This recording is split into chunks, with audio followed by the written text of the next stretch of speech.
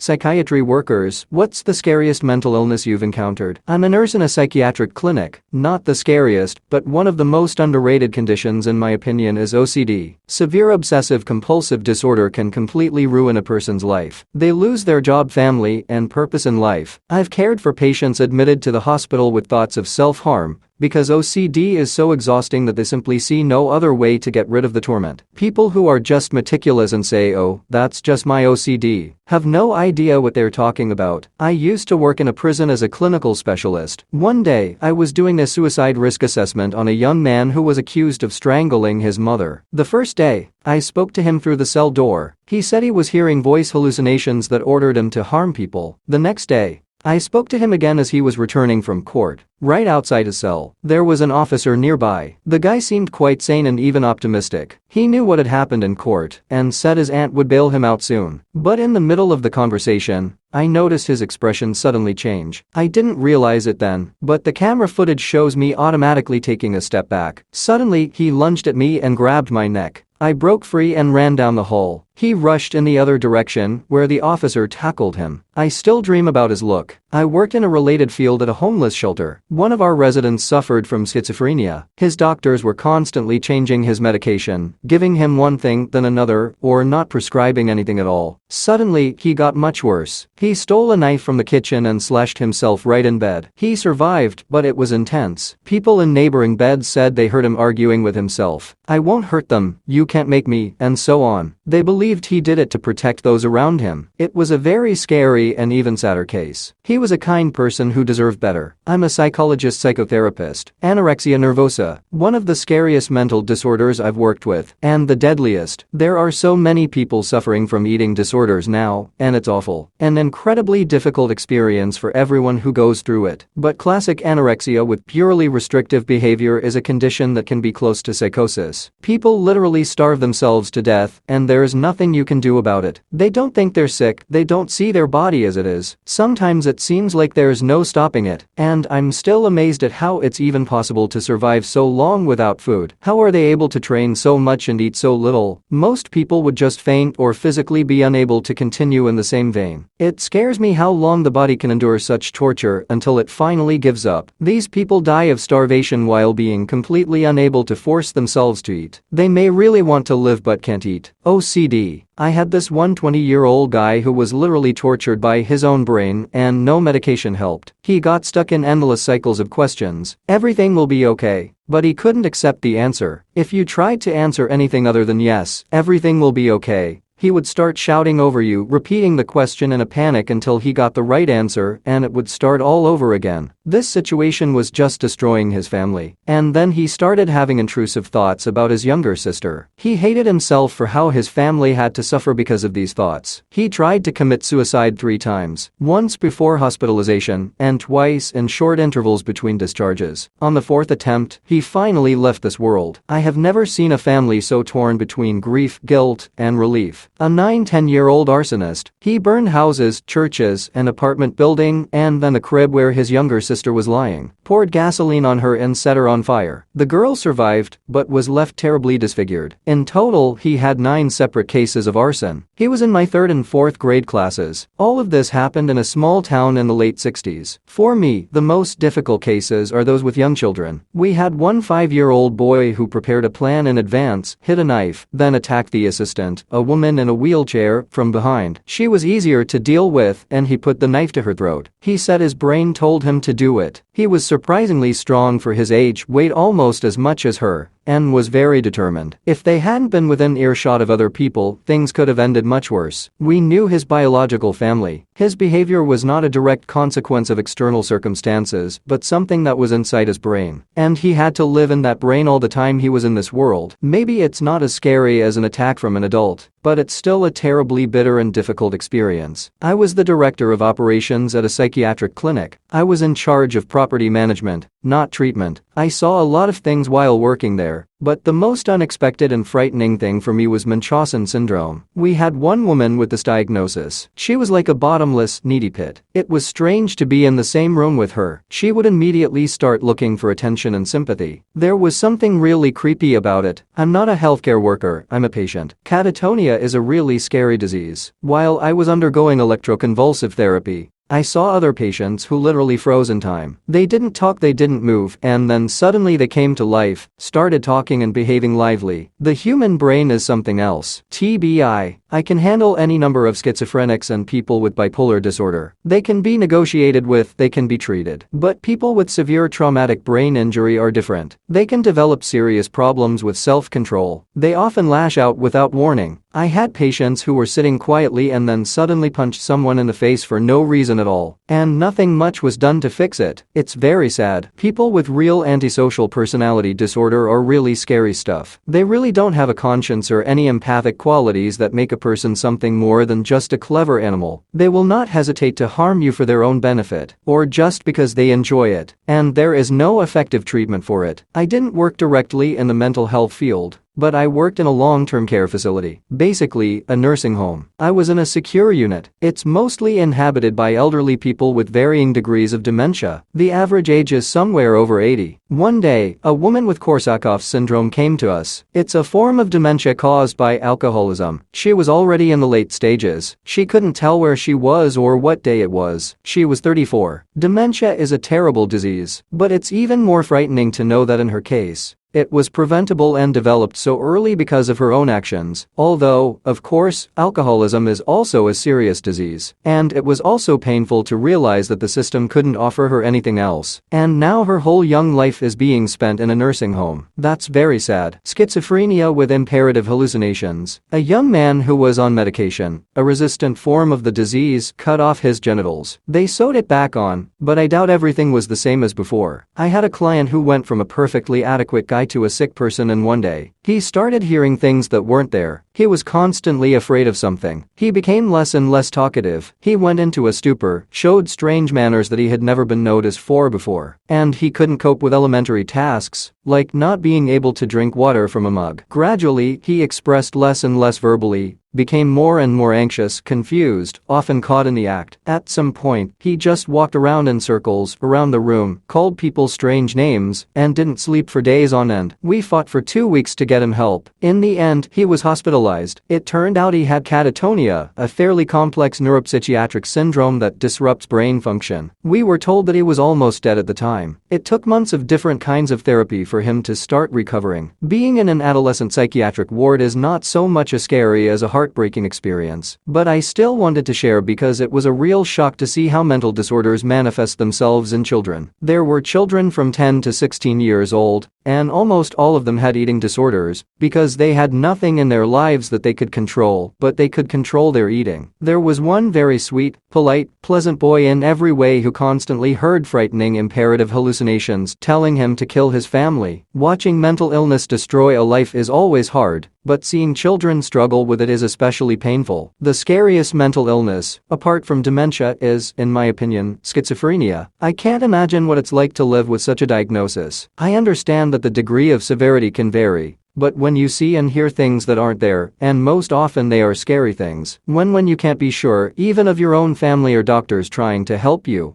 because you live in fear and paranoia all the time, it must be hell. And like any mental illness, there's no magic cure. It takes years to find medication that actually helps. If you're lucky, some people manage to find such drugs, but they feel like zombies. And the alternative is to live in a state of paranoia, fear, or catatonia. I have personally seen terrible injuries in children who were brought to the emergency room for stabilization and subsequent placement. There was one boy I cared for briefly. He had a history of violence against family members and animals, and he showed no remorse or emotion about it. I had a strong feeling that one day he might seriously maim or kill someone. I work as a nurse in an outreach psychiatric and addiction service. Opioid addiction. Many of those who are now being dehumanized and humiliated on the streets were recently ordinary people. It's a terrible combination of the power of addiction itself and society's hatred of the poor and addicted. The way they are mistreated, the way they are deprived of human dignity, is simply appalling. Edited. I am addressing everyone who writes their stories here without working in this field. I understand you,